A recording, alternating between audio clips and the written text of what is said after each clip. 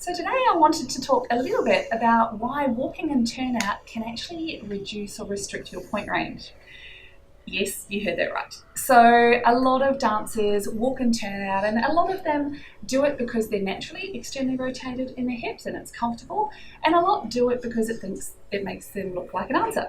However, there's a very big downside to walking in turnout that a lot of people don't realise. And I wanted to explain a little bit about what happens with the foot when you walk and how changing the position of your foot when you walk can actually improve your point range long term. So we'll just have a look at what happens in a normal foot. So when we're walking, we are ideally designed to hit a little bit on the outside of the heel.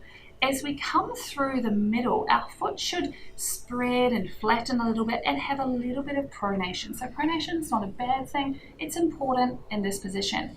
As we roll through, the foot should slightly supinate. And watch what happens here. As we do that, the foot arches up into a little pointed position, and then we roll off.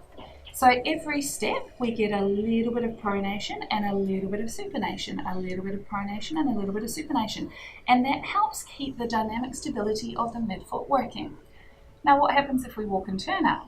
So if we're walking with the feet turned out, we hit the ground, we roll through in pronation, and then we come off.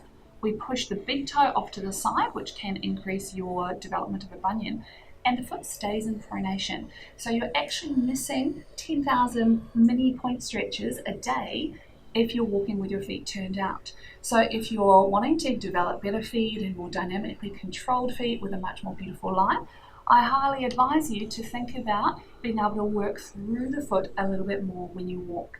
It's one of the first things that I look at if I'm assessing somebody in clinic is how they walk and how effective is that.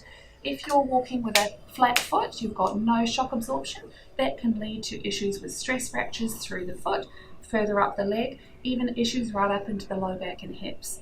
So I'd really encourage you to have a little think about how you walk, possibly get somebody else to film you so that you can watch and see if you're actually using your feet to get the best out of your feet as possible, rather than resorting to any drastic measures of overstretching the feet to try and improve your point range.